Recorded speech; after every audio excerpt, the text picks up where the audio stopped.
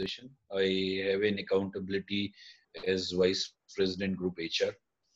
Um, we have around 3 plants, and almost 3,000 odd people work with us. So that's the brief background of my organization and my profile currently. Ranveer has been a very good friend of mine, has extensively worked together for most of the challenging areas when we were evolving as an organization and we had a learning need.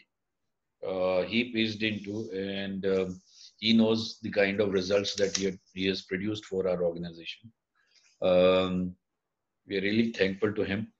And then he shared this idea of having this unusual, and we had some common friend, so we met together. And great, Ranvi. Thank you so very much for having me here in this group. Thank you. Same here. Same. We are also privileged to have you with us, Mr. Chetan Parikh. Again with the order. As I see you people, your screen. Yes, sir. Mr. Chetan Parikh. Okay. Yeah. Good afternoon. We all are experiencing many changes in the last 3 months. And as Anand Mahindra said on June 1st, that businesses need to stay lean and nothing is sacred. So we need to review our products, time and again. With experience over 20 years, our consultancy firm can be the strategic partners in supporting MSMEs and startups in staying lean and still ensuring the growth of the company. So we are into total HR solutions since 20 plus years. Thank you. Mr. Anil Joshi.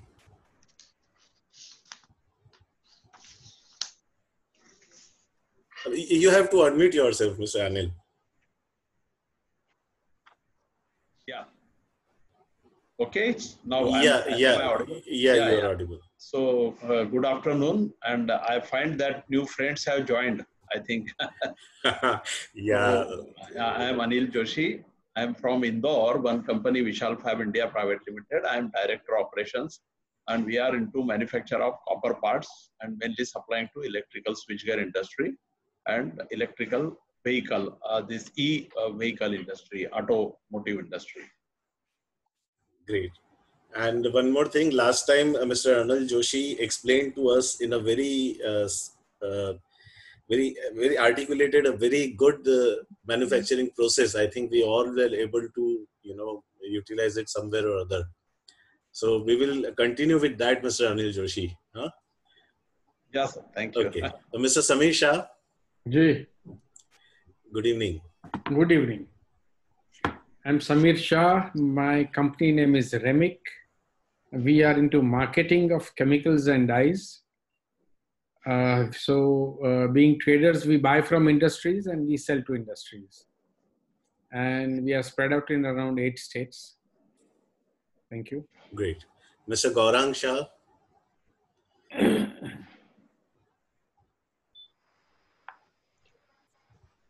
You have to unmute. Mr. Gaurang, you have to unmute yourself. Mr. Gaurang, you have to unmute yourself. Good evening, everybody. I'm Gaurang Shah from Pranam Engineering, Ahmedabad. We are into industrial product trading of compressed air related products and hydraulic jacks and hydraulic coolers.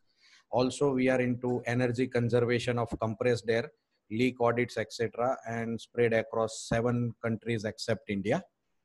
And we are also having a separate MSME ISO certified company for manufacturing portable dehumidifiers and portable humidifiers. And we ventured during the time of lockdown into manufacturing of sanitizer mist machines. We were the first to introduce in India, and the first installation of sanitizer mist tunnel in India was at Kidney Hospital, Ahmedabad, where it was powered by our machine. Thank you very much. Great. Thank you. Mr. Pranav Shah.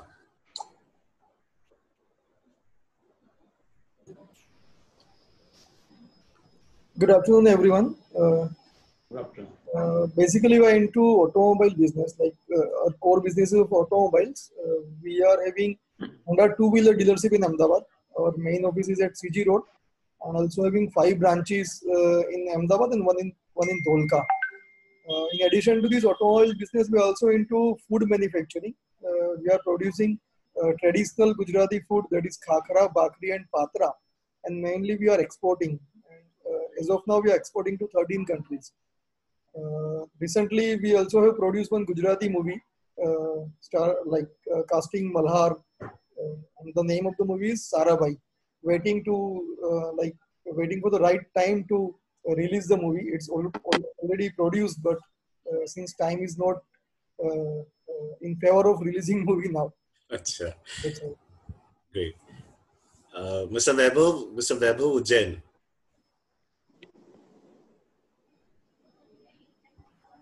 Good evening, everyone. My name is Vaibhav Ujjain, and I represent Verchesv Energy Private Limited. We're basically a solar EPC company with almost a decade of existence in the same industry. We deliver solution as per the client's requirement, and we are into ground-mounted utility scale as well as rooftop solar systems, and we have our installation across the length and the breadth of country. Thank you. Great. So, Mr. Mehul.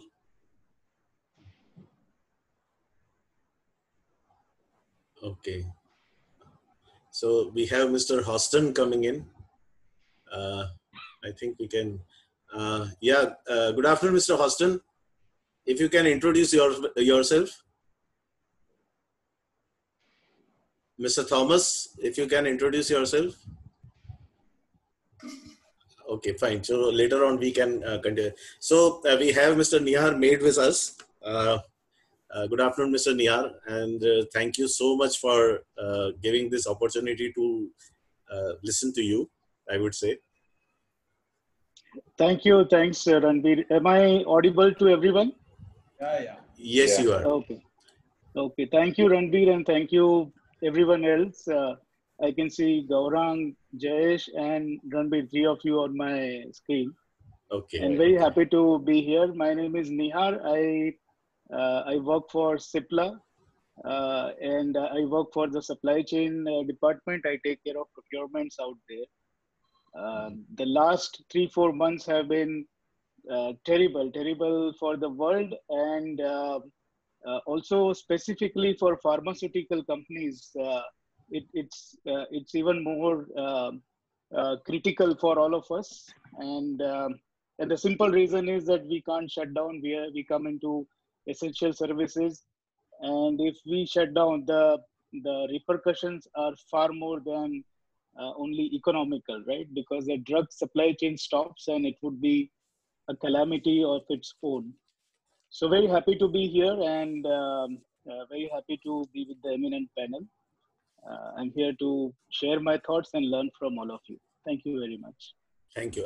We'll just take a brief introduction of Mr. Hostin. I think he has raised his hand also, and then we can proceed with you, Mr. Nihar. So, yes, Mr. Hostin, you are you are attending this session first time.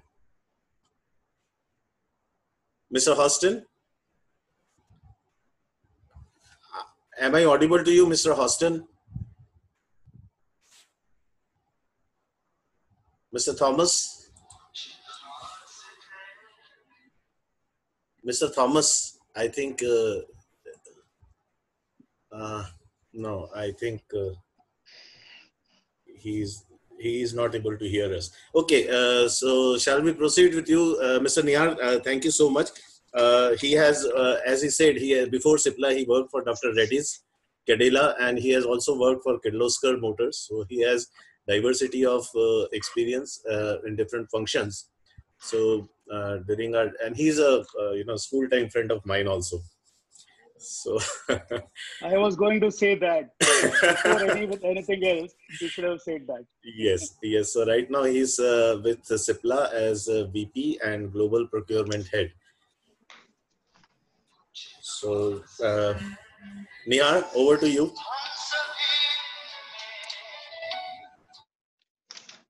Yeah. So maybe we should make it as an interactive session as much as possible, so that while I speak, please feel free to stop me and ask me questions, right? And maybe I would also like to learn from all of you. I saw a film producer in the panel. I saw people who make yeah. By the way, I'm also a Guju. I'm a Gujarati, and but have moved out of Gujarat for a very long time now. But having heard the words like fafda and khakra and jalebi, I can't help but bring out the Gujarati in me. So very happy to be here, and please feel free to stop me anytime, right? And I'll make it brief, and maybe we can spend more time in question answers, right?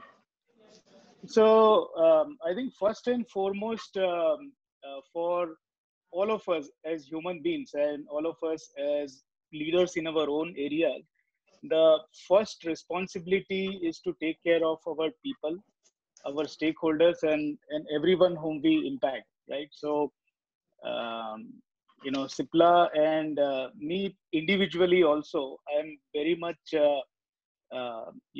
for following all the social distancing norms. Jaan hai to jahan hai, and take care of all the employees. And I'm very, very appreciative to the fact that people like me and many of us, many people like the people in the panel, we have the comfort of sitting in our home offices and running the show remotely.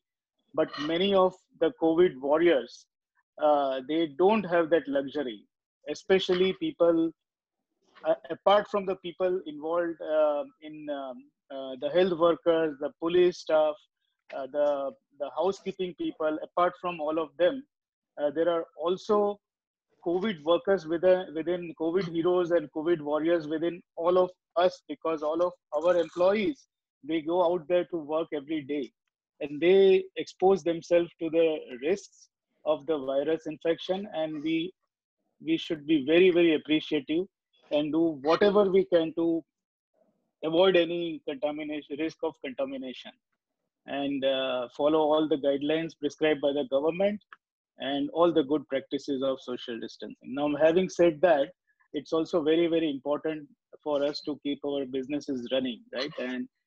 And nothing is going to be the same again. If you say, read this pandemic situation, it's going to be a world before COVID and world after COVID. It's like a wake up call with which the nature has given to us.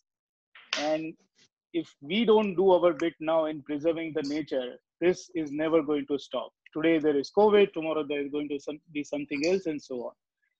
So, having said that, it's very important for us to keep our factories running, our products going to our customers. But we also have a responsibility to, along with the availability, we also have our responsibility to make our products as cost effective as possible. And the simple reason is that we know that the world is not going to, depression is not the right word, it's very depressing. So I will not use that word, but the situation or the spend power of the people is not going to be the same. And if our products become expensive, specifically the pharmaceutical products, then we are not doing justice to our customers, right? And for pharma, the ultimate customer is the patient, for whom all of us work day in and out. So there are two underlying principles for supply chains, as I see, to maximize the availability, the outreach, as well as to be as cost effective as possible.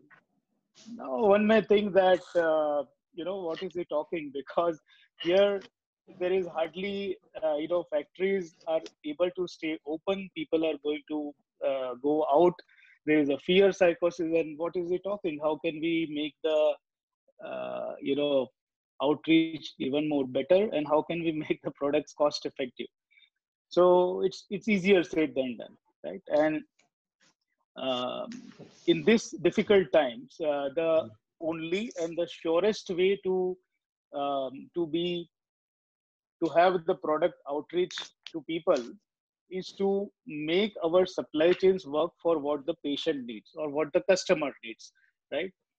Uh, we need to be very, very careful about what we produce, what we make our suppliers produce, because not a even a single hour spent in on capacities which is not going to be useful for our customer is going to hit us hard, and that means that something else is not getting produced. So it's very important to have an end-to-end supply chain tied up. Number two, how do you make your products more cost effective in this time, right? So if you all are working for, if your customers are bigger corporates, they will have their own schemes of financing you, improving your working capital. Reach out to them. I'm pretty sure that most of the companies in India and abroad are leveraging the schemes for their suppliers so that they can be getting their supplies on time, and that will ease off the pressures of working capital on you. Number two, there is a lot of wastage which can be saved, right? So lot of inventories which otherwise may not be noticed. It is very important to notice all those inventory buildups now. Whatever you don't need for the next 1 month, you don't need to buy. And it's important for you to reach out to your customers and get a good visibility of the demand, a short-term demand and a long-term. This most of the customers will not be able to predict a long-term demand right now because they don't know that. But in the short term, in the next 1 month, in the next 2 months, what all they need, right? So that will make your supply chain much more leaner. Third thing I would like to say that it's high time that we start looking at, and I'm not going to talk about the digital initiatives and all, right? The very fact that we are on this Zoom call signifies that all of us have very well adopted to the new way of working. We are getting more and more digital than face-to-face or in person. So I'm not going to talk about all of that. But the third thing is that how all of us take care of the planet, right? And how do we avoid other pandemic or other calamity which is waiting to strike us, right? Again, if you're working for, or if your clients are the bigger corporates, most of the bigger corporates have released schemes which will make them much more sustainable. Most of the corporates would encourage you to use less and less red components. Red components are the components which have a higher carbon footprint. Green components are the components which have a lower carbon footprint. So, for example, if there are red solvents and green solvents for in chemical industry. So, if you are able to replace a red solvent by green solvent, now is the time to do that. And even companies will be ready to pay you a little bit higher cost for that, but that will have a far-fetched implications on the world, right? So these are a few things few thoughts which I have. I will take a pause here, and maybe we can hear from the other eminent panel, and maybe we can go back again to me, if there are any questions or any other topics on which you would like to hear me. Thank you, Ranveer. Well, first question top of my mind comes is, when you say, okay, do not buy anything exceeding 1 month, how do you negotiate into the price factor? I mean, when you go on negotiate, normally most of the negotiations happen on bulks. So how do you handle that? Well, so I said that don't inventorize anything beyond a month or two, right? I did not say don't negotiate. If you have a demand visibility, it makes sense for you to go out and negotiate on a long-term basis. But when you don't know whether the consumption is going to happen or not, when the offtake is going to come or not, it doesn't make sense for you to to create that inventory. While you can negotiate a long-term contract, and of course you should, because that will make end-to-end supply chain more lean and very cost-effective. So of course you should negotiate on a long term, but I would be careful in buying the inventory, because if I don't know, or I will take an express commitment from my customer that yes, in the next 6 months I'm going to buy X amount of the product, and hence I'm inventorizing because I'm hedging my cost.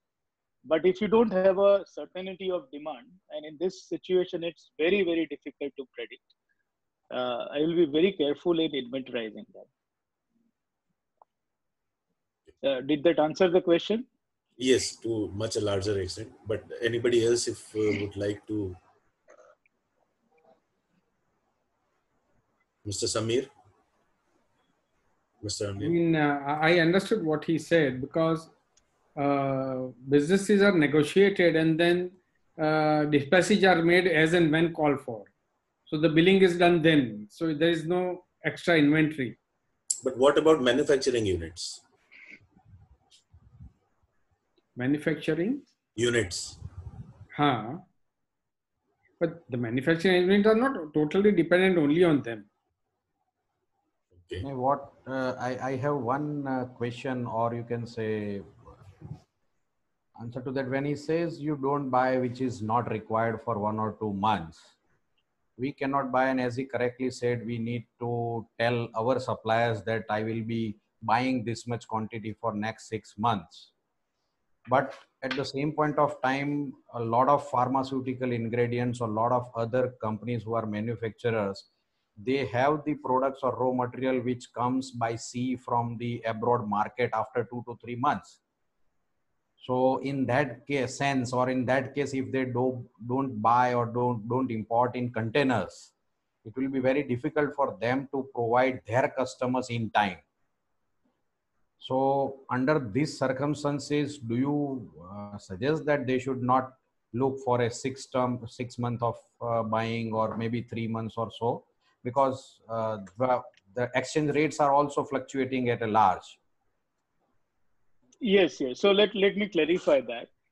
So see, bringing in agility in the supply chain is a different thing, and creating an inventory is a different thing, right? So and in inventory also, there is a good inventory and there is a bad inventory. So if you do not, and this I'm not talking in particular with the pharmaceutical industry, right? And you are absolutely right that in pharma we generally like to work with a little bit higher inventory coverage. On an average, any pharma industry, you will find an inventory cover of at least around 6 months for the key components. However, in general, I am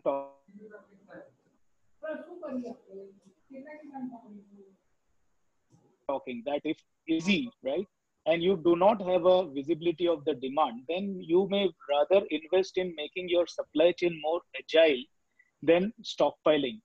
And what I mean by agile is that if I need, I can work on reducing the lead time of deliveries from my vendor by giving him a sufficient advance demand, rather than stockpiling at each of the supply chain nodes, because stockpiling only increases the end-to-end cost, right? Absolutely. And if you work on improving the agility of the supply chain, agility is the ability of the supply chain to be flexible and to react faster than normal, then you will be able to work and improve your service levels with a relatively reduced inventory. So that is what I meant. Of course, if you have to buy a container, you have to buy a container. Right? Thank you. So any tips on how to be agile on this supply chain part? I just said that, right? That you share your long-term forecast with your vendors, you make them a partner in your business, and you keep on sharing data. So supply chain, I believe, is a two-way street, right? So you pass on the one directional flow is the information, the other direction is the inventory flow. So the better the information flow, the better is the more agile you are. normally what happens is, Ranveer and the other people, that we tend to forget who the end consumer is, right? So you just depend upon the person who is the next node to you, right? So your next node may be your distributor, and your back end next node may be your supplier. So generally, our agility is dependent on these two people, right? But we forget that there is a world beyond these two nodes also, right? So typically for a pharma, if I say your end customer is the patient, and I would like to pick a story here. And while I'm thinking, I'm talking, I'm having a thought. I think all of you must have read that during the the entire last 3 months, there are various drugs which got repurposed. You would have, Mr. Donald Trump made this hydroxychloroquine very, very famous, right? And hydroxychloroquine was repurposed for treating COVID. And there was a huge demand on hydroxychloroquine. Now, hydroxychloroquine is a drug which used to be used for malaria. After hydroxychloroquine, there was one more drug which was chloroquine phosphate. Lariago is the brand which most of you must have taken. After chloroquine phosphate, there is a even new drug, and the name of this drug is lumefantrine, right? So these are the generations of drug which have come for treating malaria. But suddenly what happens is that hydroxychloroquine became very important, and there was a huge demand globally of hydroxychloroquine. And with that, the supply chains were not ready at all. And some of the ingredients used in making of hydroxychloroquine were also used for making of certain other drugs. So imagine the stress the supply chain would have felt, right? And it was, by the way, not only hydroxychloroquine. You must have also heard of lopirito. Now, lopirito is a drug used for treating HIV patients. And suddenly, because of COVID, everyone started stockpiling and the HIV patients started suffering. So, if your supply chain is not agile, how are you going to deal with this situation, right? If your supplier is not able to scale up or scale down, and the entire game is of 2-3 months. In the next 2-3 months, if you are not able to supply, patients die, right? Either side, the patients of HIV also are impacted, and patients of COVID also are not getting the drug. So it's extremely important that you have agility in your supply chain. And a good way to build in agility is to have information flow very, very powerful and very transparent. The more transparent you are with your upstream and downstream supply chains, the better will be your agility. You will be required to stock lesser inventory, and your service levels will also certainly improve. Thank you. Do you think dexamethasone also is going to be a similar demand? So I am not a pharmacist nor a doctor, so I only pick information from media, just like you. So my guess is as good as your guess. Very true. Yeah. Okay, so he is into chemical business, so I think there is something. Mr. Samir is into chemical business. So, okay, so when we talk about MSME, Mr. Gaurang, Mr. Anil Joshi, Mr. Weber, Mr. Pranav, Ms. Beena, Ms. Houston Thomas, okay, do you think it is feasible to have such data sheets with you? The way he is talking about data, if you have information flow correctly, or astute information flow you have of your organization, you can be agile as far as supply chain is concerned. So as MSME owners, do you see any challenge in this area? I was about to ask the same question. Being a Cipla or a Torrent or Dr. Reddy, you have a upper hold in the market, and you might be able to transfer your information flow from upstream and downstream. But if you ask me personally as a MSME, such kind of transparent information flow may be restricted to few things only. Otherwise, there is a risk. That's what an MSME will feel. So I strongly believe that into an Indian environment of business, size of the industry does matter to have a upstream, downstream free information flow. I can have some others' opinion on that. I would rather counter your this thing on that. See, basically, it is always about the supplier, your vendor relationship. Even if you have a supplier who is very high on these, he's a bigger industry and you are a smaller industry, you're using his product. But if you remain loyal to one player only, you don't switch around to multiple players, then they only start passing on the information. They only give you a heads up what's going to happen. So when if you have certain loyalty towards a certain brand or towards a certain manufacturer, they will keep updating you, because end of the day, you are linked directly to the person or the organization where from you buying. If there is any slack in your buying, they would also suffer. So, and moreover, in today's time, information is like the next oil. So everyone has to be updated on what's happening. Plus, you need to keep yourself updated. And then business is all about making the calculated calls. You will have to take into account the information available in the public domain. You also need to take into account what's the economical scenario in your country and around your country to ensure that what would come in the coming months. So for example, for this COVID thing, half of the people were saying nothing would happen. अरे अपने को तो कुछ नहीं होगा, India में बहुत गर्मी है, कोविड गर्मी से मर जाएगा. So people were not prepared. The others were like, if it could happen in China, there is a very much huge possibility that it will also happen in India. So people started, most of the pharma clients of ours, they started stockpiling their APIs or whatever that they used to import from China. So it is a business call that everyone has to take, be it a MSME, be it a large, small corporate, anybody. Okay. That is exactly what happens, right? So once you start stockpiling without understanding the necessity of that, number one, you increase your own risk. Number two, you deprive people of the product who actually are in need of that, right? And number two, I think I would like to comment on what Gaurang said is, yes, the size does matter.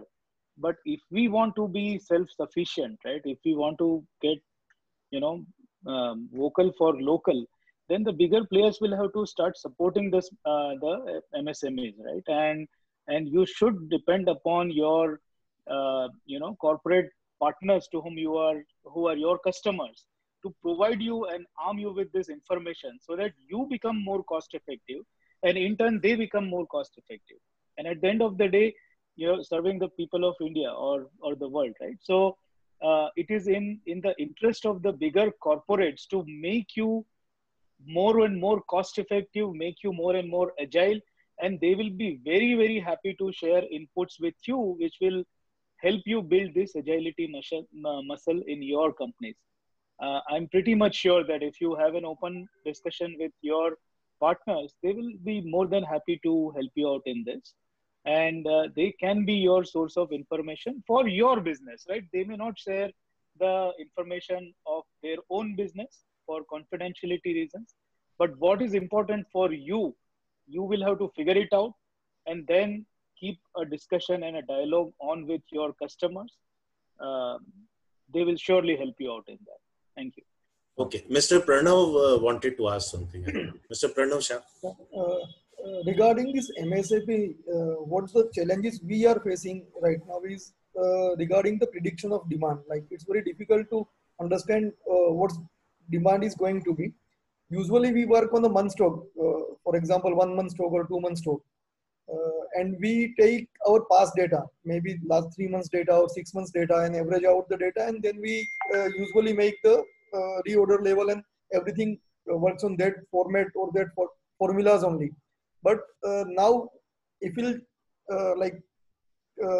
think about the current situation, it's very difficult to understand what is the actual demand and on what basis we should calculate our requirement. So that is first challenge. Second challenge is of logistics. I think supply chain is like logistics also a part of supply chain, and we have to consider the same thing.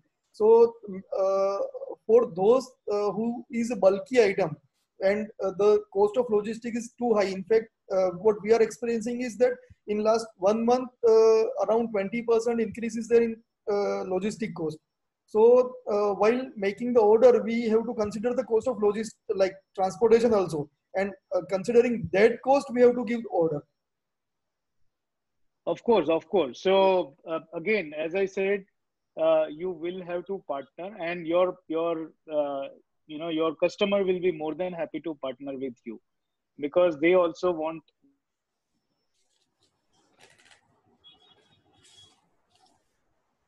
their supply. Third thing, there are two kinds of supply chains, right? Either you base your inventory norms or reorder levels based on your past consumption, which is more data, or you base your inventory norms based on the forecast that you receive, right? In the current context, neither of them is working out, right? Neither you are able to get a good forecast. Things may be a little bit different for pharma, but for most of the businesses, it's very, very difficult to predict in this scenario. Neither is your past history working out, because we have never ever experienced in our lives this kind of a situation, and touch wood, we don't want to do it in future as well. So neither your past consumption data you are able to trust, and you are able to build your models on that. Neither are you in a position to have a good visibility of demand in the months to come. So in the current scenario, right, you will have to hedge your risks with your partners. And who will be your partner? Your suppliers and your customers, because all of them are in the same bucket. There's no one out of it. All of them want to be more profitable. All of them want to serve their customers in the best possible way. So your intent are no different than your customer or your supplier. And why should you not partner with them and hedge your risks with them, right? So if one person in the chain takes a risk, it is a big risk for him on the reorder levels, on inventory, how much you buy, how much you forward contract, etc. But if the whole chain takes it, that risks are hedged at various nodes of the supply chain. And overall, the whole chain becomes more efficient. So that's the only way out, my dear friends, in this. Otherwise, and people who are able to do this will actually see an opportunity out of this whole situation, because then you will be much better than your peer groups or competitors, right? And this will help you to serve your customers much effectively. Okay mister Gaurang ने एक बात कही थी कि loyalty to vendors, तो mister Nihar आप loyalty को कहाँ देखते हैं? Should we go for different vendors और should we remain loyal with one vendor? Where do you see loyalty in this whole scenario? Extremely important, right? And look, the first loyalty for any one of us is with our customers, right? And for pharma, the customer is the patient. And patient rules, because of whatever you do is for the patient. So you want the patients to get well soon, right? So the loyalty is to the patient. But if you want to effectively serve the patient, if you want to give your patients a good, consistent quality and a consistent supply of the drugs, then you will have to, strengthen your supply chain. You will have to make your supply chain such robust that you are able to consistently serve your patient. And for that, you will need loyal partners whom you can trust with. I'm not using the word vendor at all, because vendor is very yesterday. In today's world, there is a supplier or a buyer. They are all at equals, right? There is nobody who is higher or lower.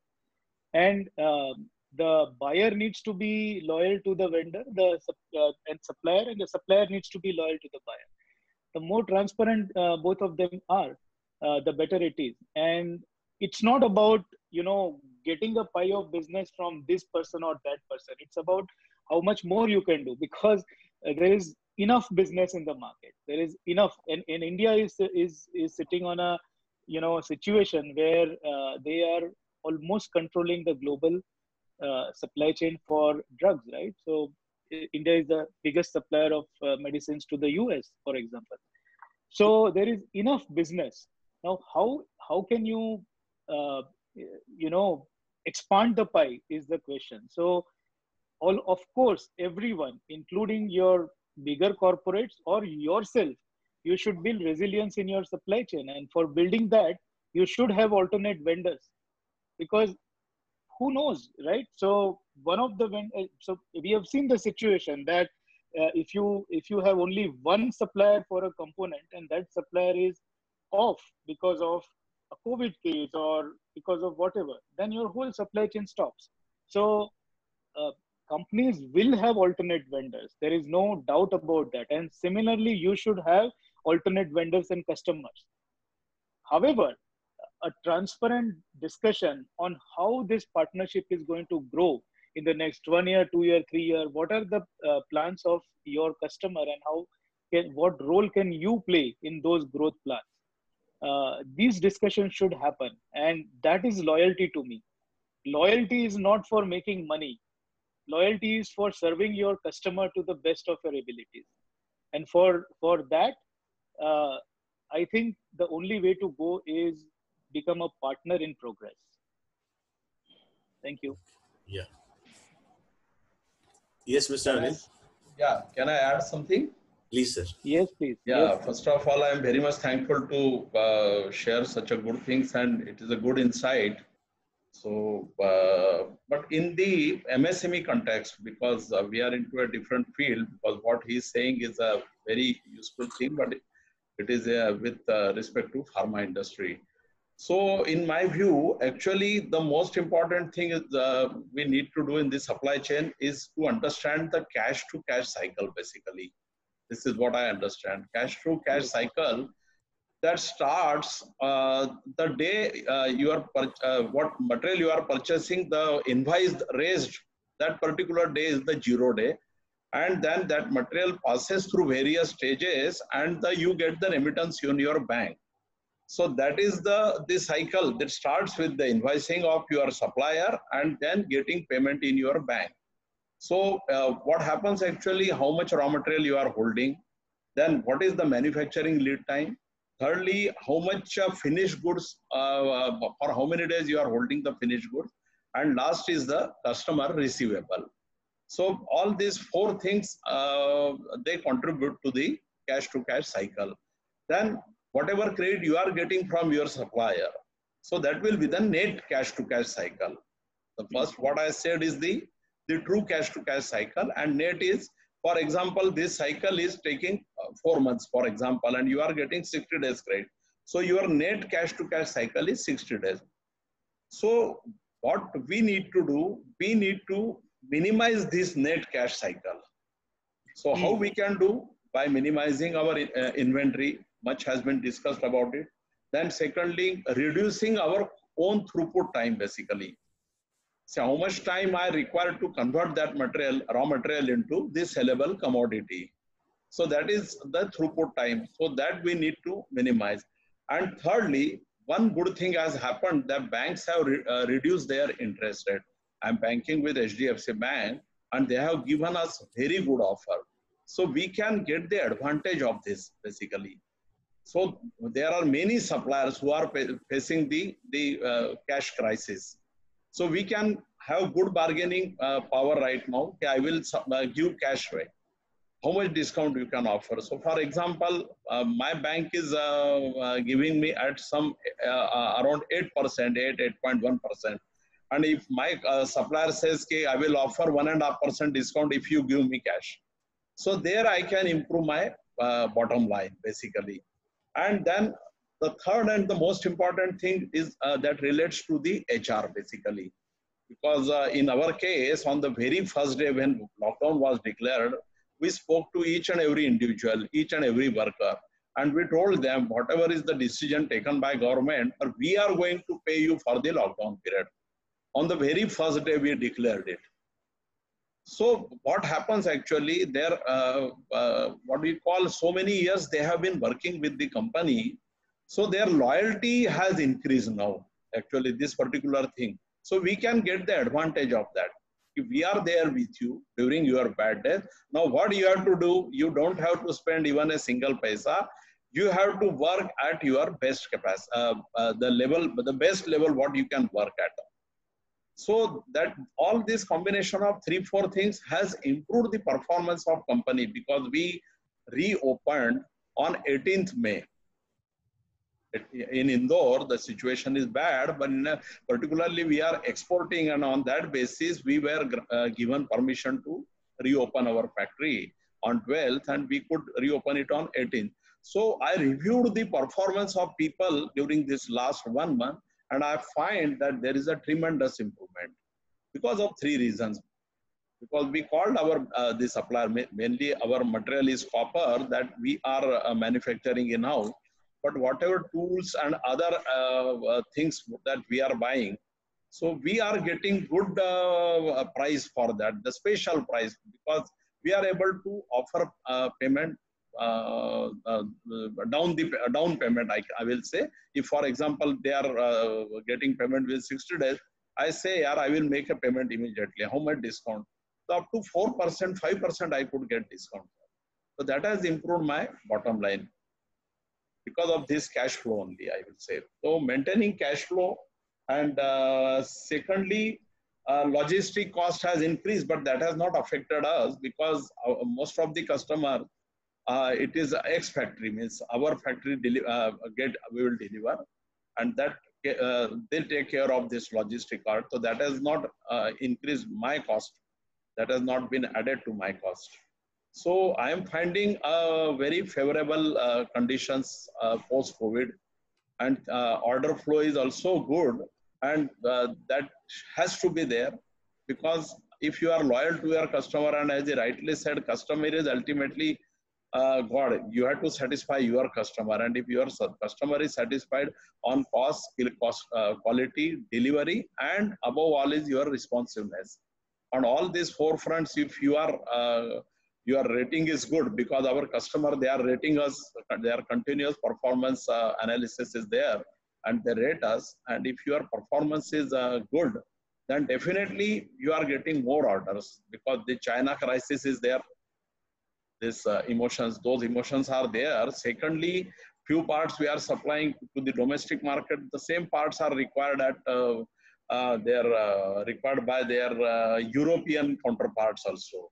One of my customers is Schneider, so it's a French company. So the demand has come from Europe also.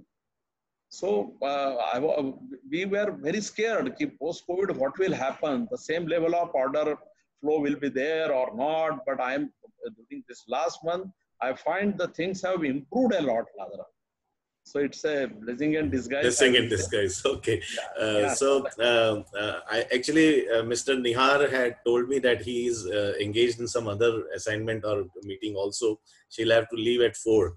So I said we can have 10 minutes of Q&A. Yes. So if anybody has a quick question for him, otherwise he can, if you are, I mean, currently that engagement is on, Mr. Nihar. If you want to continue, we can continue. No, yes, Ranveer, this engagement is on, and so I can still take a question if there is, and then I can leave. Yes, please. Anybody? May I say something? Mr. Samir, yeah.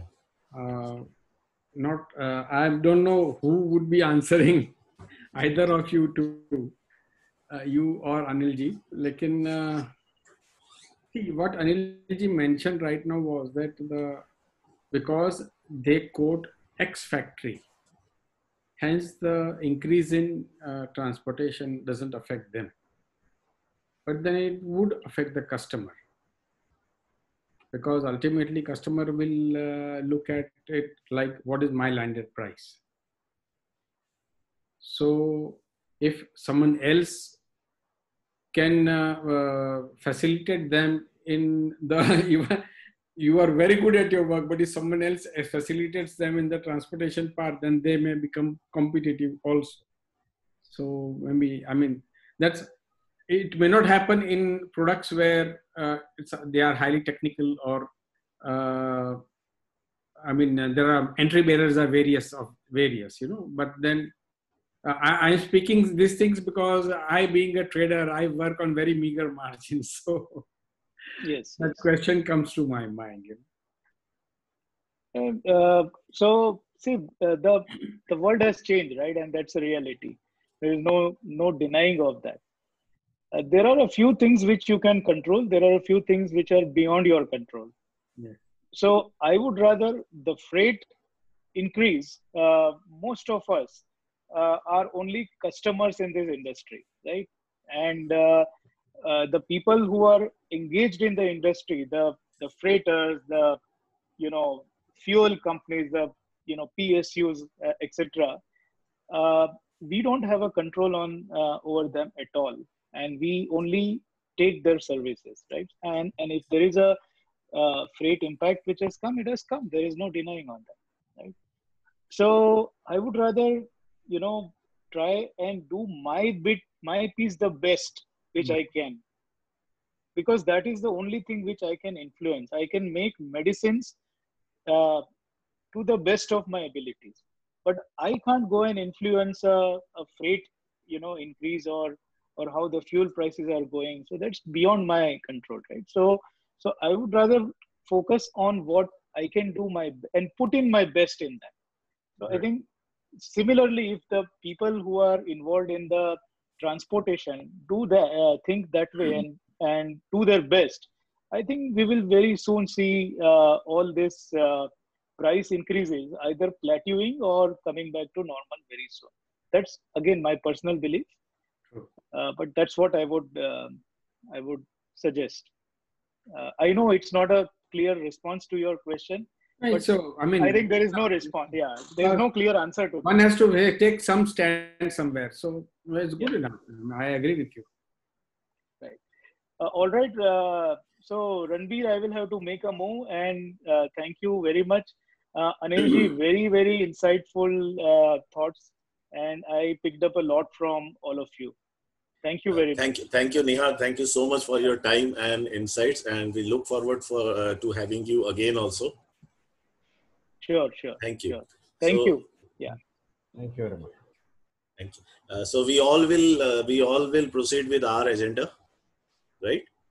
So one thing I had one discussion with Mr. Chetan, and he said we will have 2 speakers at the most for one session, because then 3 speakers get, it will consume too much time. So what we have decided is Mr. Chetan will speak probably next week on that HR issue. And last time like we had decided कि हम लोग Mr. Gaurang Shah ने कहा था कि मैं PMS को अपनी कंपनी में कुछ टेस्ट करके देखूंगा and then I'll report. So Mr. Gaurang, over to you. और आज 2 धुरंधर बैठे हैं HR के Mr. Jayesh from Ratnamani and Mr. Mehul from Truzlar. ये दोनों है ना अपने आप में महारथी है, तो आज मेरे पास बोलने के लिए कुछ नहीं रहेगा. So Mr. Jayesh and Mr. Mehul, if you thanks. Ji Jayesh ji. No, please. Pranam, please. Yeah, Mr. Gaurang. Yeah, good evening. Yes, what we discussed with Mr. Ranbir last week was to implement something related to performance management system in our organization. Particularly what agenda we thought of, because of one or other reason that could not be materialized. But I had a bigger questions which is much larger than what I had thought of. That is, I would say personally, we had some discussions in last few sessions with Ranbir ji regarding the incentives related to HR and the salary and sales incentives, etc., etc. It is not only the money which drives your employees or the team. So I personally strongly believe that the thing which can drive me is always an incentive. Maybe in terms of money, maybe in terms of my ego, or maybe in terms of my image upliftment or anything. So being an entrepreneur, being an head of the organization with the same kind of my mind setup that I need some incentive to drive myself ahead. which can drive me. I need to have the same philosophy for my team of people. So we tried last 2 years to put up one way or other way some kind of incentives to drive passion of a team to do better, to do more, to earn more, and to have a better work environment as a team and all.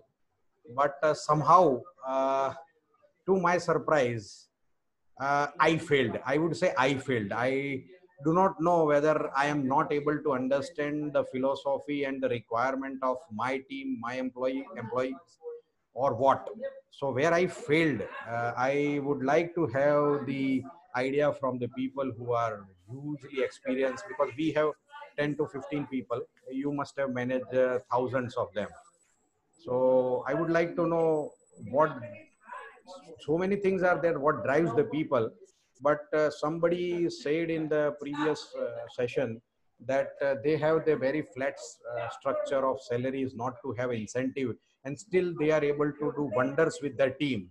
So I will be very much pleased to have ideas from the HR experts as well as same person, if they are using the same philosophy in their organization without having incentive, and let people, provide people some inbuilt drive mechanism. I will be pleased to get that. Okay. So अगर मैं ठीक से समझा हूँ, yeah, Mr. Jayesh. Gaurang bhai, I'm just attempting to address the concern that you have. As I understand, and you also know that HR is a very subjective area of working. So whatever worked in a particular environment may not be the solution in the B environment. So what I'm trying to say is every organization evolves organically. The mindset, the value systems, the ambitions, the people, overall. So, but a few things which are common, and I'll just touch upon that and just see if that works. The first thing is, when we say the performance management system, we have to define what does performance means. And second question is whose performance that we are managing. So, if you look at what is performance, so is something that I had achieved higher, bigger, or greater than past is something which is a performance. Okay. Or you can look at, there is a objective that you're setting and then you are achieving. So, the performance is always against the benchmark that you had set for yourself and the actual that you have achieved. That is the performance. Most of the time we say that, okay, past I had achieved 100 and maybe 20% escalation. So my target would be 120. Perfectly all right. Maybe there is a possibility of 200 and you are just making 120. So that's one part of it. Look at whether you are setting the objectives for the organization first, and then distributing it among the team people, the team, and they have to be aligned to that performance that we are defining, and that's very important. And if that alignment happens, then the sense of achieving together happens. So that's one part of it. Second part is, how are you, integrating it with the personal ambitions or motivations? Maybe when we are rewarding, there are different people require different triggers. And I was just reading Ranveer in this group itself say that, something trigger, is linked with the past wound that you have. Yeah, Ranveer. So, it is there is something which I'm missing in my life. Emotion. Yeah. So there is something which is missing in my life. And I wanted to really see that happening in my career. For example, if I feel that, I'm not enough recognized in my family or in my past, I'm looking at that recognition in the organization itself or anywhere that I'm performing, whether socially or economically. I wanted to see, that recognition happens. If I am missing something in my financial part of it, I'm looking at something there. So what I'm trying to say is that each individual would be different, and if you can really customize that kind of thing, I think the greater success will happen. I do not know whether that is making sense, Gaurang bhai, but if you have any specific question, I would certainly love to really. No, it does. Mr. Pranav has a question. Yeah, Mr. Pranav, you have to unmute yourself. Regarding incentive and linking performance-based incentive, I think it always works. This is what we have experienced in our organization. PMS always work, and we have to incentivize the same performance. One more thing which I would like to say, that this incentive, it doesn't require to be given in terms of money only. To get employees participation in management, that is what, like, we in our innovative group, we have created one team. We call it Innovative Kaizen Group, IKG, and it's a team of 11 members. Not necessarily all are from the managerial level, but from bottom to top, everybody can be part of that group. Based on their interest level and their participation, we keep changing group members also. But what we have observed, that when we keep any year, we put across any problem of our organization in front of the group, majoritarily, like maximum time, we have got good response and even solution to the problem. Even we are setting everything, even financials, balance sheet, everything is in front of employees also. So what, hiding few things, if we'll be open with our employees, we'll get more advantage. This is what I have experienced particularly. And this Innovative Kaizen Group, even during this COVID period, we put across many problems which we faced, or which we predict to be faced in future, and we got solution of every problem, even in terms of salary also, because we were having some constraint in working capital. So we just discussed with employees through IKG, Innovative Kaizen Group, and they on their own came up with solution that, okay, this month we'll take this salary, next month we'll take this much salary, and once it will be streamlined, we'll continue with our regular salary. So rather than management informing them that we'll deduct your 50% salary, that idea came from employees side, that okay, since this month we have liquidity or working capital crunch, we are happy to take 50% salary, and from next month onwards we'll connect our salary with the performance. So just I wanted to share this experience with you. Yeah, thank you. Ranveer, I am in a rush right now, so can I just disconnect myself? Oh yeah, sure. I mean, thank you so very much, sir, and it was indeed pleasure. Yeah, we look forward to having you again. Sure, please. Thank you so much. Thank you. Bye. Yeah. Okay. So, Mr. Pranav, I have a question for you. You said that your team is of 11 members, right? Yeah. And they took decision on behalf of rest of your people? Yeah, they take, like, even they discuss with their team members or even their colleagues, but majority see, this IKG is not for taking each and every decision. Innovative Kaizen Group is only for certain specific problem or certain specific decision only. Usually decision happens as per the hierarchy only, but when there is a problem and we want to find out some unique solution, we put across that problem in front of this group. Also, the motive of this group is not only to solve the problem, but even we seek suggestions. We meet every month. We have a monthly meeting of this IKG group, and during every month, if there is not, if the problem is not there, discussion will be how to improvise the system. Okay. So, Mr. Anil जी, एक question मेरा आपके प्रति है, क्योंकि काफी इस group में discussion हुआ है. मिस्टर गौरांग ने भी एक बार ये क्वेश्चन रेज किया था कि कि ऐसे टाइम पे सैलरी क्या पूरी देनी चाहिए, या उसमें मॉरल हैजार्ड्स क्या हैं, या किस तरह से हम मैनेज करें. आपने कहा कि हमने पूरी सैलरी दी, है ना. सो मैं आपके मैटर को एक सब्जेक्टिव मैटर रह सकता हूँ कि आपका कैश फ्लो शायद अच्छा होगा, you may be a cash rich company, but generally what do you think about other MSMEs जिनका कैश फ्लो इतना स्ट्रांग नहीं है जितना आपका है. गौरांग जी, ये क्वेश्चन राइट पूछा है मैंने आपके प्रति? Absolutely right, है ना. तो क्या आप थोड़ा सा इलेबोरेट कर सकते हैं इसके प्रोज एंड कॉन्स को? Yes sir. तो पहली बात तो ये है कि आप इंटेंशन क्या है, पहले you want to pay but you don't have cash to पे।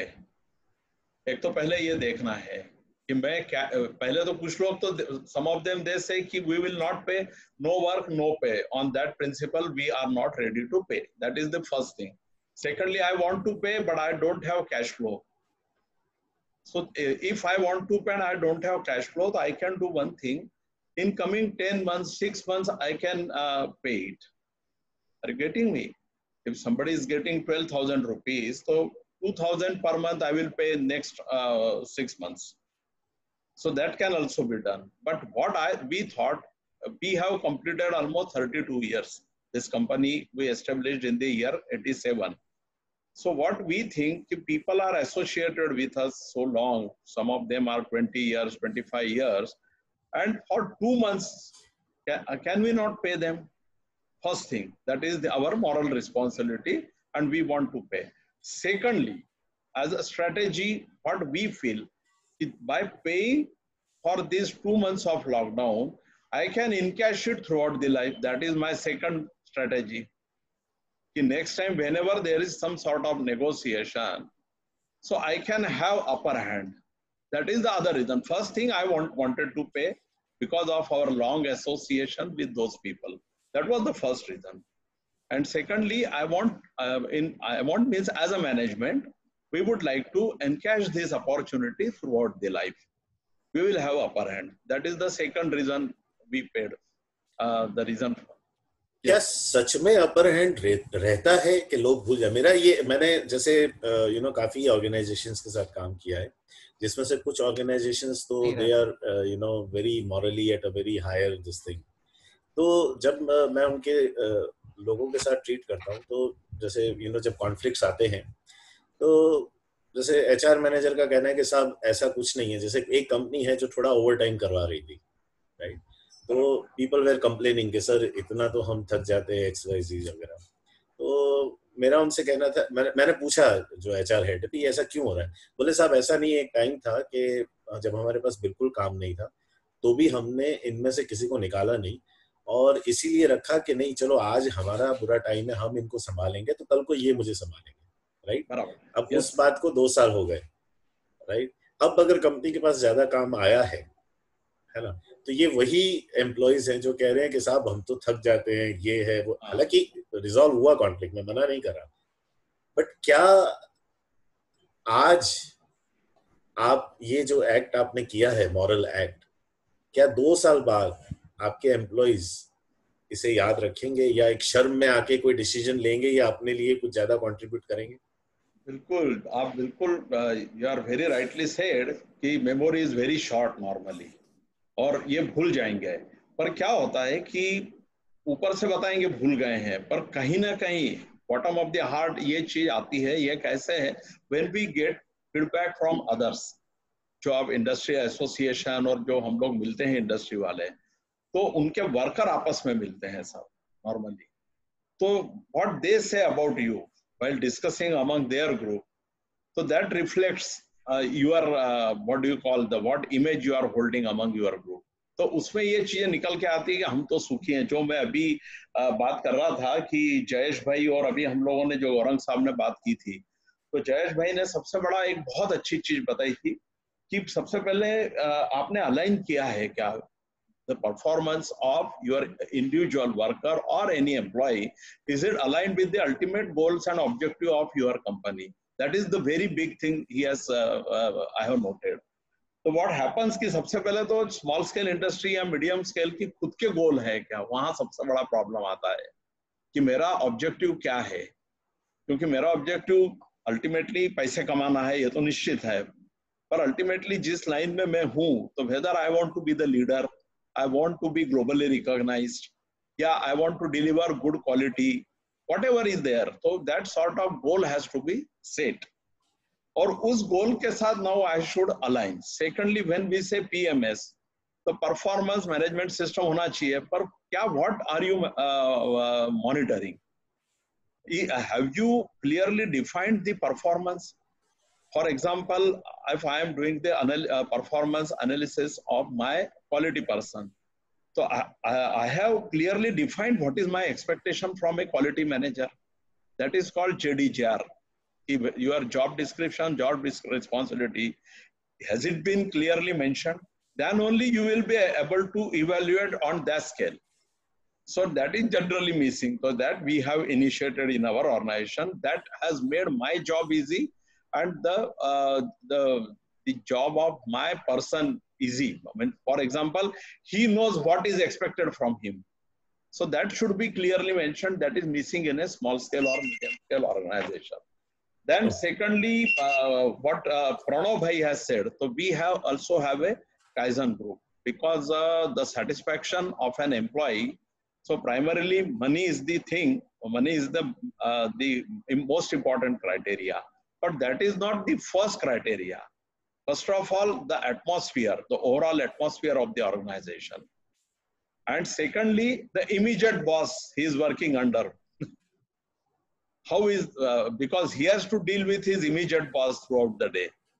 So that is the second, that is the first thing. Then second is the money.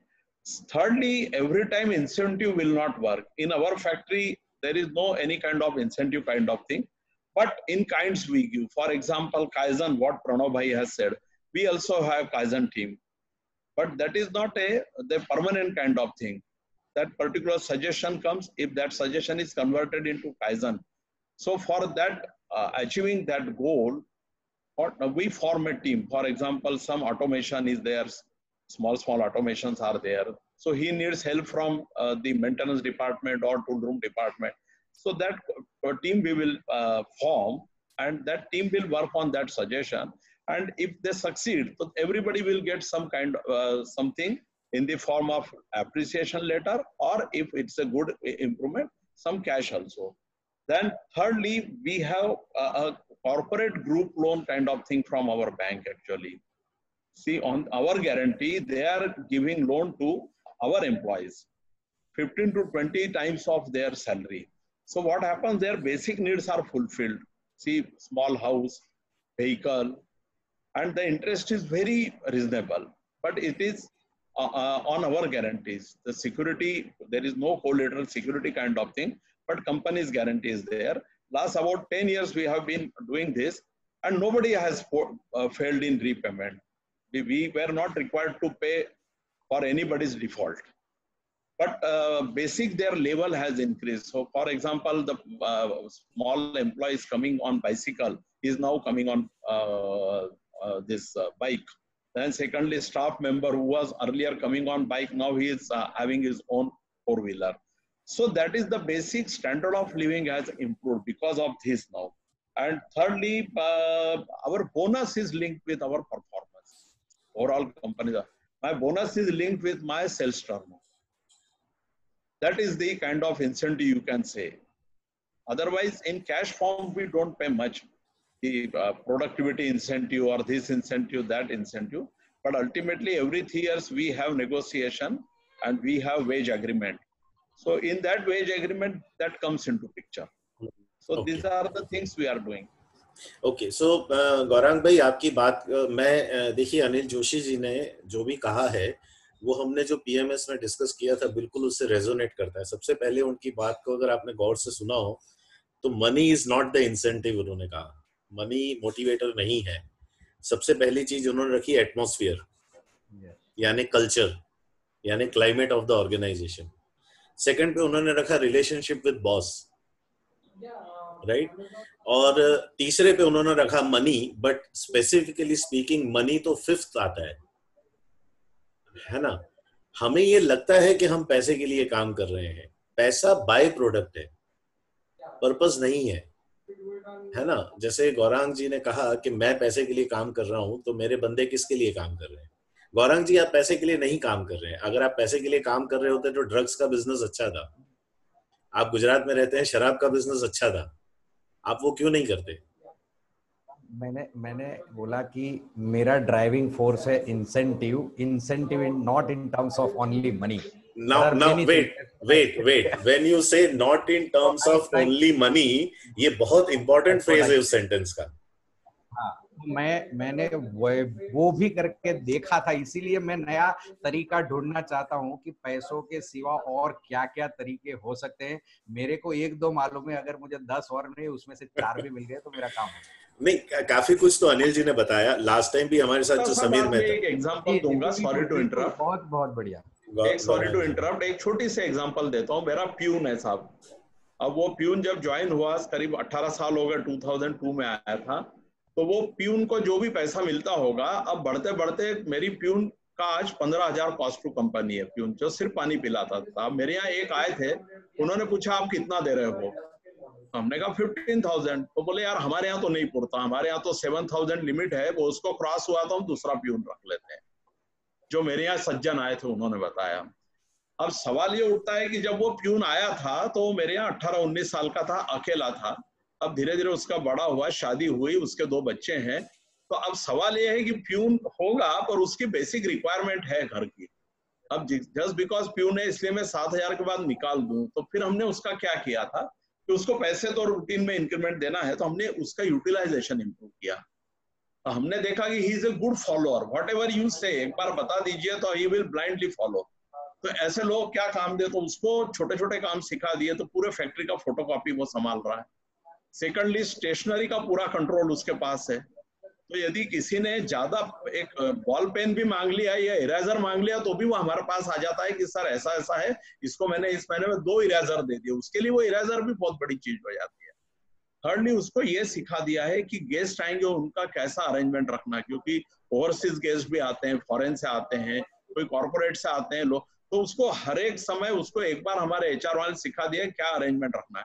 अब वो इतना अच्छा अरेंजमेंट रखता है कि यदि ओवरसीज कस्टमर आ गया तो उनको टिश्यू पेपर कैसे रखना है, उनके जो पेपर नैपकिन कैसे रखना है, या उनको पानी कैसे देना है, उनको जब ये चाय बनी हुई नहीं लगती है तो गर्म पानी देना, ये चीज एक बार सिखा दी तो ही सच ए गुड फॉलोअर। फिर वो हैंडग्लोव्स पहन के आएगा, व्हाइट हैंडग्लोव्स पहन के आएगा, तो वो ऐसा हो गया कि जैसे 5 स्टार का वेटर है वो वैसा बन के आ जाता उस समय वो।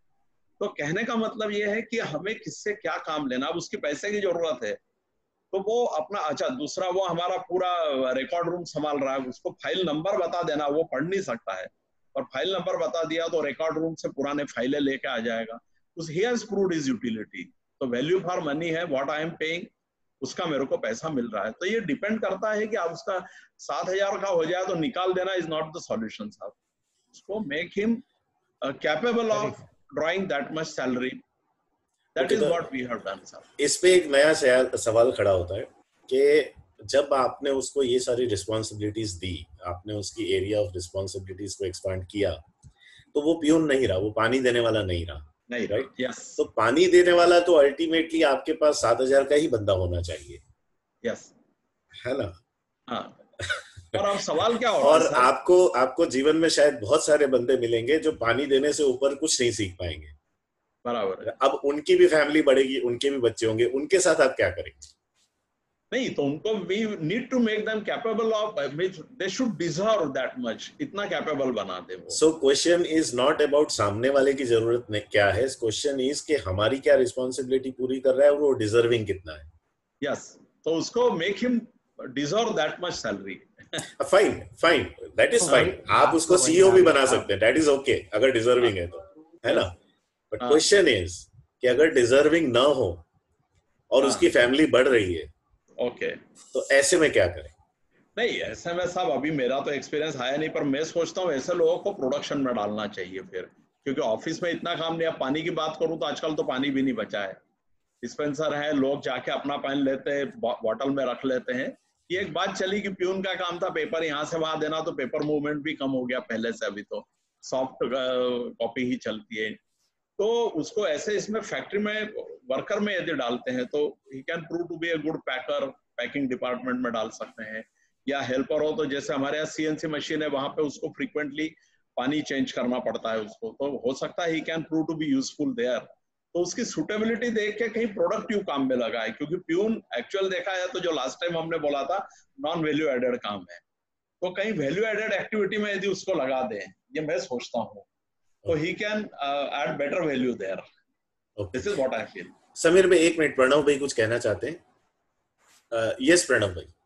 मेरा ऐसा कहना है कि see our responsibility is to provide a good environment, like we have to provide environment in which employees can grow. अगर कोई प्यून से आगे जाना चाहता है, क्लर्क बनना चाहता है, वहां से मैनेजर बनना चाहता है, तो और environment should be such that कि उसको एक वो स्टेप अप करने के लिए सारे चीजें मिल जाए, माहौल मिले. लेकिन अगर हमने हमारा रिस्पॉन्सिबिलिटी वहां फुल कंप्लीट हो जाता है, तो अगर हमने वो दे दिया, despite of that if a peon is not able to grow himself, I think उसको वहीं पे रखना चाहिए. Otherwise it will create our environment, मतलब वो डैमेज करेगा जो बाकी लोगों को भी. दो चीज है, हमें एक पॉलिसी ऐसा रखना है कि हम अगर कहीं पे एक सीनियर लेवल पे पोजीशन वैकेंट होती है, तो नीचे से ऊपर ले जाना है या वहां पर डेप्यूट करना है. नीचे से ऊपर ले जाना should be the first preference, but not only कि हमें नीचे से ऊपर ले जाना इसलिए हम कंपलसरी ले जाए. अगर वो हम ले जाएंगे even if it's not deserving, तो it will create bad image among other employees also. This is what. Yes, very true. Okay. Yes. Very true. Yeah, Mr. Sameer, आप कुछ कह रहे थे? The same situation, but a different person in the organization. Suppose the person we would be discussing is not a peon, but he is a person at a vice president level. And the same situation arises, same would be a situation wherein the person being a senior person in the company, in his own comfort zone, right? They are so used to that they are not able to respond to the environment. They are not ready to change with the environment, right?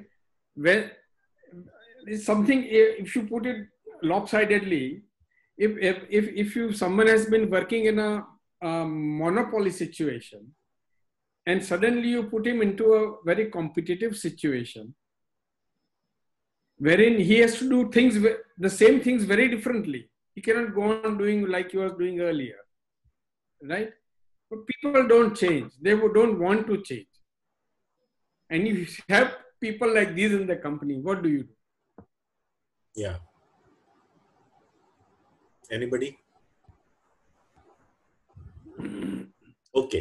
देखिए साहब, समीर जी, मेरा तो पहला ये कहना है कि आपको पता है एक बार हमने इमोशनल इंटेलिजेंस की क्लास में बात की थी कि there is a difference between attachment and having emotion, है ना? आप देखिए, एक आने वाले मैं बोलने में बड़ा क्रूड लगूंगा. आपकी आवाज भी, मेरी आवाज आ रही? अब आ रही? हाँ. ये सुनने में थोड़ा सा क्रूड लगेगा आपको, लेकिन आप क्यों इमोशनली अटैच हो जाते हैं उस व्यक्ति के साथ? आपने उस व्यक्ति को रखा है या उसकी कॉम्पिटेंसी को रखा है? क्लियर कट आपने कॉम्पिटेंसी को. और दूसरा मेरा, I'll tell you one more aspect of the situation. He is older in the company than I am. It does not matter. मैं वही कह रहा हूँ. देखिए, हम लोग क्या करते हैं जब ऑर्गेनोग्राम बनाते हैं ना अपनी ऑर्गेनाइजेशन का, हमारी बुनियादी जो शुरुआत है ना वो थोड़े अलग किस्म से होती है. आपको सबसे पहला काम क्या करना है अपनी ऑर्गेनाइजेशन में? जीरो से जब आप स्टार्ट करते हैं ना, तो पहले एक पोजीशन स्टेटमेंट चार्ट बनाइए, एक ऑर्गेनोग्राम जिसमें पोजीशन लिखी है, केवल पोजीशन, है ना? फिर अपने आप से सवाल पूछिए कि ये पोजीशन मुझे क्यों चाहिए, इस पोजीशन की रिस्पॉन्सिबिलिटी है. हम क्या है, पहले व्यक्ति को रखते हैं और फिर पोजीशन डिसाइड करते हैं, राइट? ये उल्टा आप वो शुरू करते हैं. आप पहले पोजीशन डिसाइड कीजिए कि मेरे ऑर्गेनाइजेशन की जो वर्क रिक्वायरमेंट है उसमें मुझे कैसी हायरार्की क्रिएट करनी है, राइट? फिर पोजीशन की रिस्पॉन्सिबिलिटीज लिखिए कि इस पोजीशन की रिस्पॉन्सिबिलिटीज क्या है, फिर बंदे को वहां फिट कीजिए. See, this happens, say, over a period of, say, 20-30 years, right? Doesn't happen overnight, these things, right? The company also ensures that काम नहीं रुकना चाहिए. ये आदमी ऐसा है, ऐसा लगा रहा है, निकाल दो.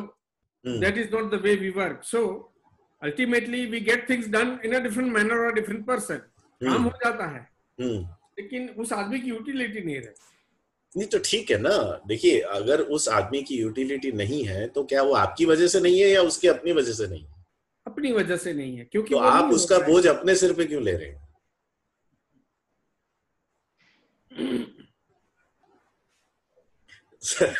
कल नहीं, बराबर है, आप सही बोल रहे हैं, पर इस समय क्या करना चाहिए, क्योंकि एज पर लॉ आल्सो इतना निकालना इजी नहीं है किसी को।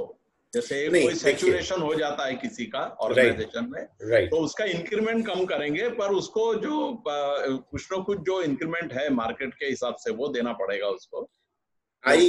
देखिए सब, जब आप कह रहे थे ना कि भाई मैंने पियून को ये रिस्पॉन्सिबिलिटी देकर 15,000 तक ला दिया, तभी ये सवाल मेरे मन में उठा था, और इसलिए मैंने आपसे सवाल पूछा था कि अगर बंदा, मैंने साहब ऐसी ऐसी ऑर्गेनाइजेशंस देखी है जहां पे एक ऑपरेटर को 85,000 रुपीज पर मंथ मिल रहा है, बराबर, और कोई बहुत बड़ी ऑर्गेनाइजेशन नहीं है, 120 करोड़ की ऑर्गेनाइजेशन है, हमने उनके लिए इंटरवेंशन किया है, वो 2-3 बार हमारे इस ग्रुप में आए भी हैं, राइट, मैं नाम नहीं लूंगा। नो सी, एक चीज आप समझिए कि एक चीज होती है, आप अनिल जी शायद जानते होंगे, सक्सेशन प्लानिंग, है ना। एक स्वॉट एनालिसिस में हमने एक पॉइंट डिस्कस किया था कि single point dependency, remember single point dependency कितनी है आपके यहाँ, ऐसे कितने पॉइंट है जहां पे you are dependent on single person, कि वो बंदा अगर चला जाता है तो आपका पूरा सिस्टम हॉल्ट पे आ जाता है ना।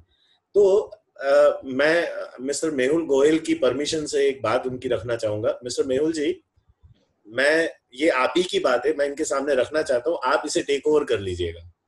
इनकी कंपनी, यू डोंट माइंड ना, इनकी कंपनी में जब केआरए बनता है, इनकी प्रीवियस कंपनी में जहां ये थे, जब केआरए बनता है तो जो बंदा है उसके केआरए का एक इंपॉर्टेंट फैक्टर है कि उसके नीचे जो बंदा है उसके डेवलपमेंट का केआरए भी उसके पास आता है। मेहुल जी आप इसको आगे लीजिए। मेरे एक पास्ट ऑर्गेनाइजेशन में जब हम लोग केआरए डिफाइन करते थे किसी भी एम्प्लॉय का, तो हमारा एक सिस्टम था कि जो केआरए आज की डेट में मेरा है, नेक्स्ट ईयर मुझे उस मेरे जो की केआरए उसमें से मिनिमम 2 की KRA I have to pass on to my junior, and I have to handhold him for that year to ensure that KRA again met through that person. Okay, so this is a system where we systematically do this process every year, so that over a period of time my second line is ready to take up my role, as well as I am also in a position to take up a role of my head or my boss over a period of time. So it's a systematic way to do a succession plan. So it is very, very important in every organization, because जैसे अनिल जी ने बोला कि उनका organization is around 40 years से चल रहा है, तो so many people, those who joined in a early stage, they are on the verge of retirement. So there, this succession plan is very, very important to develop the second line in such a way that they will take up the new role. किसी को नया role देना या responsibility देना, but at the same time उसको वो निभाने के लिए अथॉरिटी का डेलीगेशन नहीं होता है. सो प्रॉपर टाइम पे delegation is also very very important. अगर वो नहीं होता है तो ग्रीवेंस बढ़ता है. Grievance in what sense? That person will feel a suffocation कि I have been given this responsibility, but that authority और delegation is not there to take a decision. तो जैसे बीच में बात हो रही थी related to kaizen process and all, it has to be in organization on a structured formal way, so that we come to know that who are the youngsters, young generation people. They have a good ideas in their mind, and they should come up within the organization in such a way that they will take up a new role fast. Otherwise what will happen in the organization, आपके पास अच्छे लोग आते हैं, join करते हैं, but उनको अगर organisation में सस्टेन होने के लिए या उनको अपना ग्रोथ नहीं दिखता, not only in terms of money but in sense of responsibility, sense of value in the organization, okay, then they left the organization. So it is very, very important. We have to identify who are the critical talents in the organization at the same time of the succession plan. Okay, so some of the people should get those who are very good in certain aspects of their work or their attitude, behavior, so that we have to identify it as a critical talent, and we have to have a different role and responsibility for that kind of a group in the organization, so that we will get a good leaders over a period of time. So it is, I think, Mr. Ranbir, I have answered what you wanted to communicate. Yes, Mr. Pranav का message है, excellent system, very useful and really something new to learn from me. Yeah, yes, Mr. Pranav, yes it is. और आपको लग रहा है ना कि हमारे ग्रुप का जो ये ऑब्जेक्टिव है वो पूरा हो रहा है? मैं गोयल साहब की एक बात पे मैं थोड़ा कमेंट करना चाहूंगा.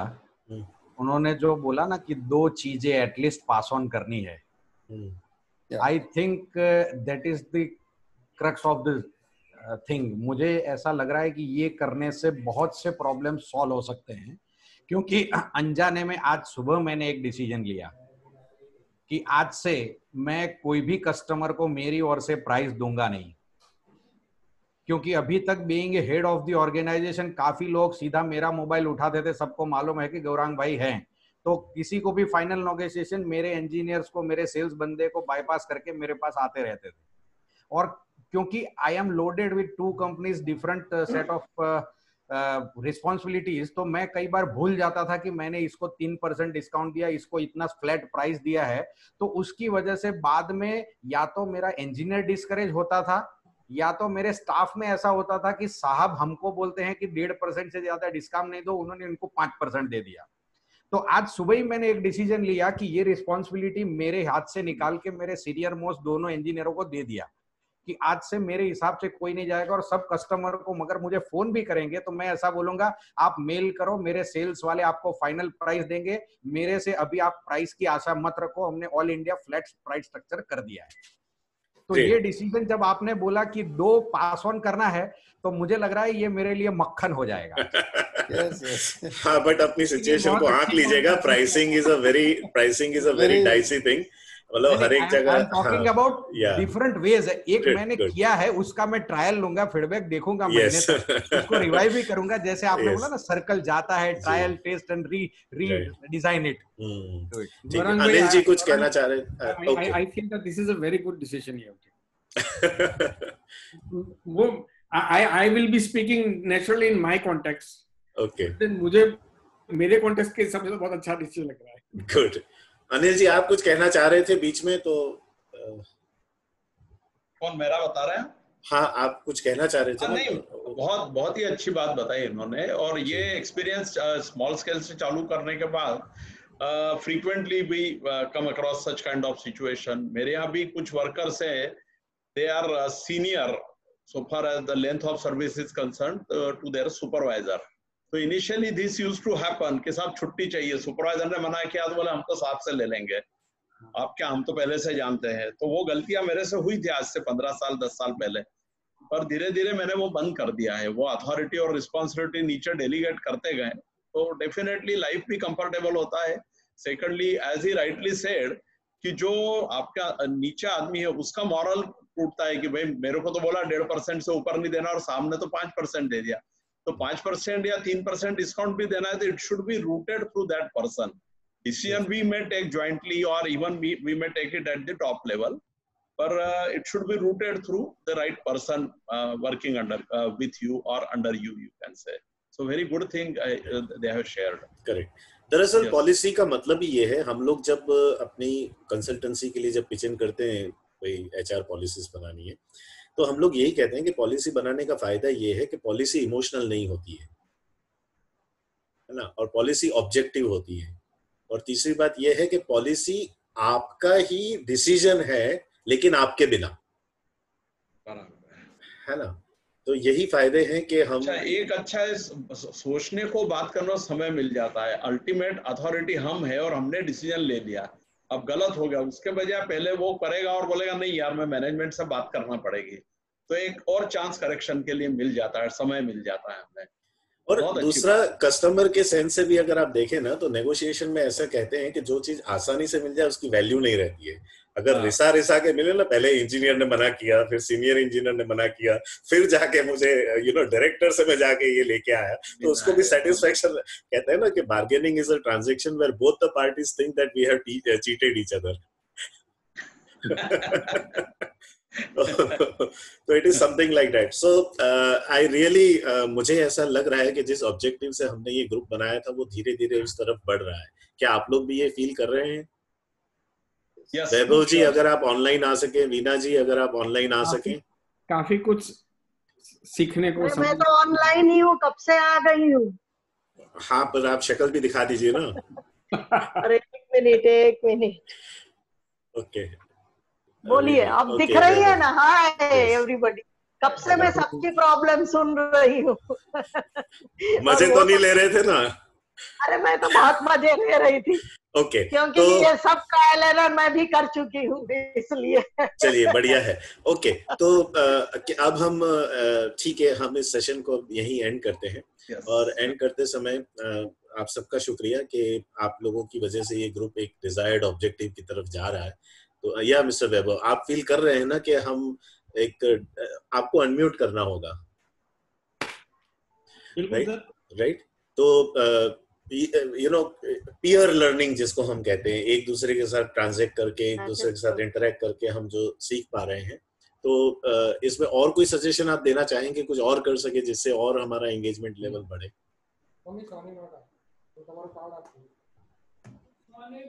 व्हाट्सएप में तो इट्स ओके ना कि we are not allowing any forwards और any kind of this thing, that is you are okay with that? वो ज्यादा अच्छा है, एटलीस्ट पॉइंट टू पॉइंट पता चलता है कि ये है, क्योंकि क्या इंपॉर्टेंट चीजें मिस नहीं होती। जी, मिस नहीं होती जी।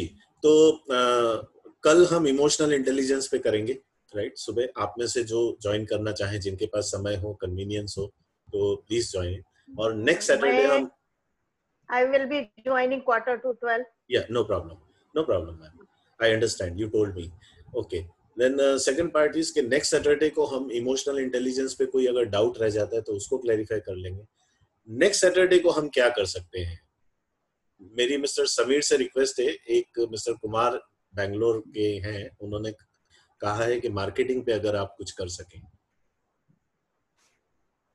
तो mister Sameer. Sir, what I realize just Saturday meeting की या संडे मीटिंग की, आप किस मीटिंग की बात कर रहे हैं? सैटरडे, संडे को हम एक हम ट्रेड या एक कॉम्पिटेंसी ले लेंगे। अच्छा, एक चीज और मैं कहना चाहता हूँ, अगर आप में से किसी को भी लगता है कि आप 1.5 घंटे तक किसी कॉम्पिटेंसी और किसी ट्रेड पर एक वेबिनार कर सकते हैं, तो आई डोंट माइंड अगर आप संडे को भी करना चाहें तो, है ना? मैंने ये शुरू इसलिए किया कि सैटरडे को हम डिस्कशन करेंगे, 5-10 मिनट सब बोलेंगे तो एक कॉन्फिडेंस पैदा होगा, राइट? फिर एक टाइम ऐसा आएगा जब हम खुद अपने किसी कॉम्पिटेंसी के बारे में अपनी बातें फुल फ्लेज रख पाएंगे, है ना? तो सैटरडे को हम डिस्कशंस रखेंगे ओपन, संडे को हम कॉम्पिटेंसी बेस्ड कोई वेबिनार रखेंगे, राइट? तो आपने सजेशन दिया था कि मार्केटिंग के बारे में कुछ बातें की जाए सैटरडे को। हाँ, सैटरडे से इनिशियली ठीक रहेगा थोड़ा सा, and then we can switch over to Sunday. या आपका संडे करने का मन है? नहीं, I am very comfortable with lesser the time better. मैं पहले इनको बोल चुका हूँ कि मुझे, in spite of being in marketing, I am not a very good orator और अ स्पीकर कि चलो ऑडियंस को पकड़ लिया। सब ऐसा है, even a subject I can talk on that, but then उसके लिए मुझे ही लिखना पड़ेगा। सर ऐसा है, मुझे एक बात बताइए। हाँ कि आप अगर किसी 10 साल के बच्चे से बात करते हैं या 10 साल के 5 बच्चे आपके पास आ जाते हैं, तो क्या आप उनसे बात कर पाते हैं? हाँ, कर पाएंगे ना, क्यों नहीं कर पाएंगे। इसका मतलब आपको डर प्रेजेंटेशन स्किल का नहीं है। हाँ, आपको डर ऑडियंस का है। ऑडियंस का अगर प्रेजेंटेशन स्किल का डर होता है तो आप 10 साल के बच्चे पर के आगे भी अपनी बात नहीं रख पाते। अरे रणबीर जी, ये ऑडियंस तो इतनी नॉलेज वाली है कि उसके सामने बोलते हुए तो सबको डर लगता है। लेकिन ये बात भी एक सही है कि हम खुल के डिस्कस जो कर रहे हैं जी हाँ, जो अभी खुल के डिस्कशन कर रहे हैं वो बहुत अच्छा है एक्चुअल में जी, क्योंकि ये लेवल जल्दी खुल के डिस्कशन कर नहीं पाता है जी। ये लेवल ऐसा है कि जिसमें हम अंदर अंदर सोचते रहते हैं लेकिन बाहर नहीं निकलता है कुछ भी। अभी मैं सही में बताऊं ना तो कई बार क्या होता है when you meet in person, जब आप कार्ड की एक्सचेंज करते हैं ना तो एक दूसरे की ज्यादा रिस्पेक्ट करते हैं, अपना दुख बांटते नहीं है। जब ये वेबिनार पे मिल रहे हैं तो मुझे लग रहा है we are open to our problems more easy. Yeah that is true. ये बात मुझे यहाँ से ज्यादा सीखने को मिलती है, क्योंकि जब सामने वाला एक या दो मिलते हैं ना तो हम उससे बिजनेस की ही दिमाग चलाते हैं। सही है। यहाँ आउट ऑफ द बिजनेस हमको ओवरऑल क्या डेवलपमेंट अपने में चाहिए, अपनी ऑर्गेनाइजेशन में चाहिए, और different sphere of the people have come, different age of the people respect. तो हमको वो जो आप बोल रहे हैं ना कि फियर निकल रहा है कि नहीं कोई भी हो यार, अपने को तो अपनी बात रखनी है और कहीं से भी सॉल्यूशन मिल जाएगा, चलो बहुत हो गया अपने लिए। एक्चुअल में हम जिस पोजीशन पे हैं उस पोजीशन का हमको डर लगता है कि अरे इस पोजीशन पे हमको लोग समझेंगे कि हम ये नहीं जानते हैं, लेकिन एक्चुअल में ये होता है कि हम लोग बहुत सारी चीजें करते हैं और इसके बाद भी समझ में नहीं आती, कंफ्यूज खुद हो जाते हैं। तो this platform is very good for that and now we are getting open basically. वो धीरे धीरे हम सब ओपन हो रहे हैं एक दूसरे से। शायद रणवीर जी भी एक्सपीरियंस करेंगे कि पहले काफी बार वो बोलते रहते हैं कि जब मैं प्रेजेंटेशन क्लास में लेता हूं तो अलग तरीके से लेता हूं, और यहाँ पे वेबिनार में पूरा अलग सिचुएशन, अलग अलग जो मुझे भी कुछ पॉजिटिव होंगी जो अलग होगी, जो वहां नहीं मिल पाएगी शायद आप। जरूर जरूर, बिल्कुल बिल्कुल। तो मैं ये ऑब्जर्व कर रहा था कि most of the people who spoke today or previously, they spoke on that from their experiences, what they experienced, or ya to they talked about a certain project and then discussed on this is how we did the project, so what do you think about it, no? तो वो सब चीजें चर्चा हो रही थी। तो मेरा ये सबमिशन है कि क्यों ना हम इसी तरह से अपने लाइफ के किसी प्रोजेक्ट को पकड़े, जैसे प्रणव जी हैं, मिस्टर वैभव हैं, इन्होंने 10 साल पहले ही belongs to armed services background, you know his father is from armed services, right? तो ये किस माइंडसेट से बिजनेस में आए, इनको क्या क्या चैलेंजेस फेस करने पड़े। देखिए एक चीज सोचिए, जो आदमी नया अपने हिसाब से कुछ करता है ना, सीखने को एमएसएमई से ज्यादा मिलेगा, है ना, लार्ज ऑर्गेनाइजेशन से नहीं। तो आपने क्या क्या चैलेंजेस फेस किया, अब इन चैलेंजेस में ही हम अपने चैलेंजेस को देख पाएंगे। जैसे आज कोई भी बात निकली तो जैसे मिस्टर मेहुल ने भी कहा कि भाई ये है, तो हम उसमें अपने प्रॉब्लम को ढूंढ पाए, किसी सॉल्यूशन को देख पाए। तो let us start with what challenges we have, let us start as a story, no problem. That is better way. मैं इन लोगों को मैं थोड़ी थियरी समझाऊंगा कि मार्केटिंग ये है, वो सब इनको थोड़ी मैं बताऊंगा। वो सब तो बुक्स में पढ़ लिया है हम लोगों ने। हमको कोटलर यहाँ पे नहीं पढ़नी, हमको ये जानने का है कि आपने जो फेस किया वो कैसे सॉल्यूशन किया, तो शायद उसमें कहीं हमारा भी सॉल्यूशन मिलता हो। राइट। तो नेक्स्ट वीक के लिए क्या करेंगे, नेक्स्ट सैटरडे के लिए हु विल कंट्रीब्यूट? मिस्टर चेतन परीख को हमने एज अ रिजर्व रखा है। चेतन भाई तो है ही ना।